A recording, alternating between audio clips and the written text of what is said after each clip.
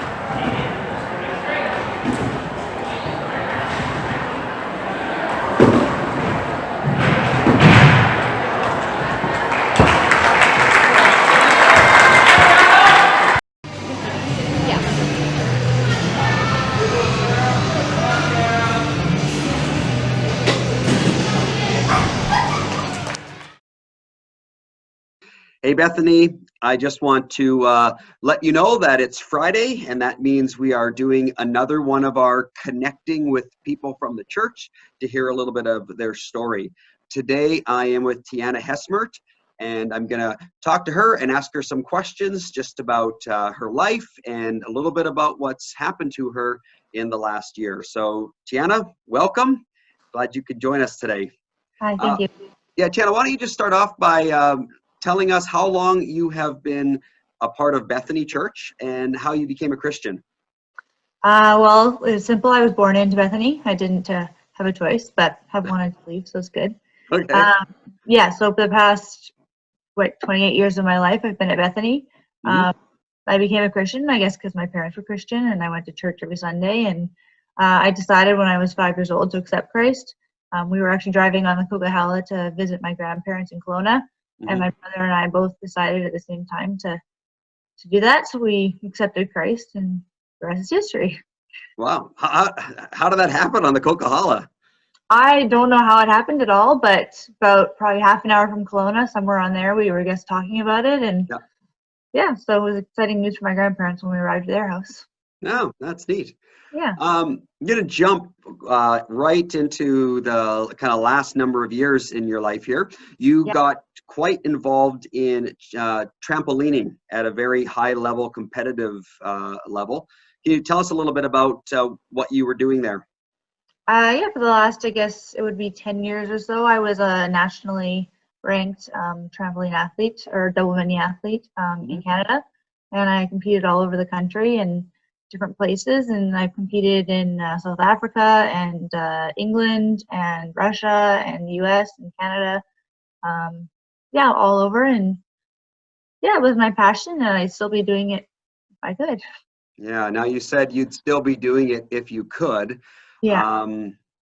Why do you say that? Something happened to you in the last year that some of the people that are watching will have known the story, not all will. Can you let us know a little bit about what happened? Yeah, well, you can't probably tell because I'm sitting down, but I'm in a wheelchair. I was competing at the Elite Canada Trampoline Gymnastics Competition in Calgary last May, so almost a year. And I was warming up for one of my routines, and the skill didn't go as planned, and I landed on my head and broke my neck, and I was paralyzed from about here down. I've now regained a movement up into my hands and a bit into my core, but yeah, I'm essentially a quadriplegic for probably all eternity, but we'll see. Well, not all eternity. Well, for on Earth. For this life on Earth, yeah. Tiana, yet obviously this whole incident has had a major change on your life and probably had a lot of reflection on your faith as well. What are some of the real struggles and maybe some of the dark moments that this has caused you to wrestle with in regards to your faith? Yeah, well, when I first got injured and I was lying on the trampoline with medical support on its way, I was not a very happy person, as you can imagine, and lots of questions for gods and a lot of, I guess, whining and complaining and trying to figure out what's going on with this. And yeah, it was not a happy moment, and lots of fears and anxieties were there. And then I had to have surgery. I don't remember that, but I had to have surgery. And when I woke up in the ICU, I just determined that I was going to be positive about it and do as much as I could to get back to normal, as I didn't want to lie there in a bed doing nothing. Mhm. So I had to have a lot of faith and thank God for all the little miracles that I've gotten back. And almost every day I still pray for a miracle of walking and Mhm. trying to not be upset with God and not question him too much, because obviously there's a plan for this, and whether he planned it or let it happen, I don't know. But yeah, so lots of good times, lots of people support and things like that. I've had a lot of also dark times as well, a lot of questioning, and usually it's when I'm frustrated about something and I can't do it, and I just have a little meltdown a little bit, and my poor parents have to deal with that. But yeah, so it's a lot of questioning, and a lot of my questions are not answered and may never be answered. Mhm. But yeah, he's clearly performed miracles in my life, so I gotta thank him for those and try and be as positive as I can, which is easier said than done. Yeah, your faith and your tenacity has also been a real inspiration to a lot of people as well. How has your faith, on the flip side, how has your faith helped you through this?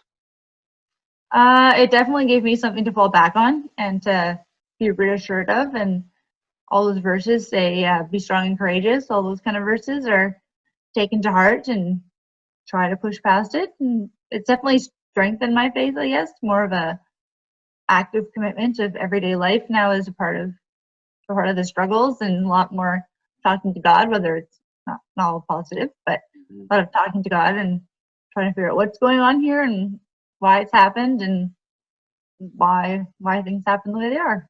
Yeah. How have you found your faith community, Bethany, at this time? Have they come around you? Have they been encouraging? Yeah, they've Bethany's been great. Thank you, Bethany.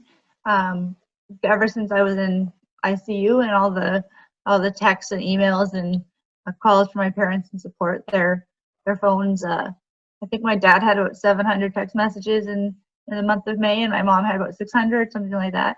Mm. So a lot of back and forth and prayer requests. And when I was back, everyone was welcoming and would come give me a hug and let them know that they were praying for me. And yeah, I've definitely felt surrounded by Bethany community and all the visitors I had in the hospital. And yeah. That's great to hear. Now, you are also a school teacher. Mhm. How you've gone back to work actually as well as a teacher. How has your teaching changed?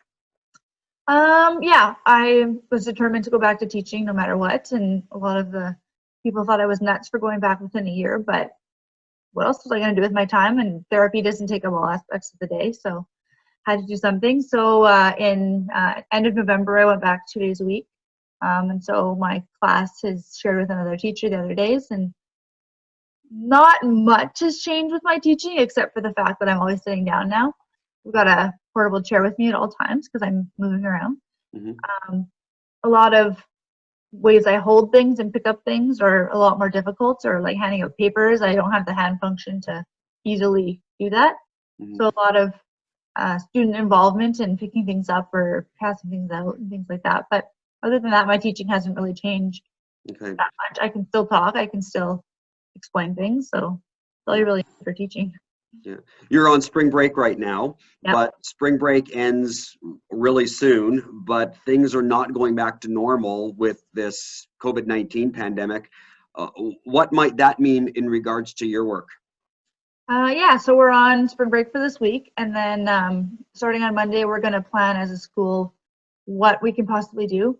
I teach grade 2, so it's kind of hard to teach 6 and 7-year-olds on a computer and when you're not there to actually do the skills with them. So yeah, as a school, we figure out what it will look like and how it will look like, and yeah, we're not actually sure. We're gonna think about next week and try and figure out a way. It's a little easier for like high school students or university because they can just do it all online. But Right. yeah, so I'm not really sure what it will look like, but eventually there will be a program in place that the students will have to work from home.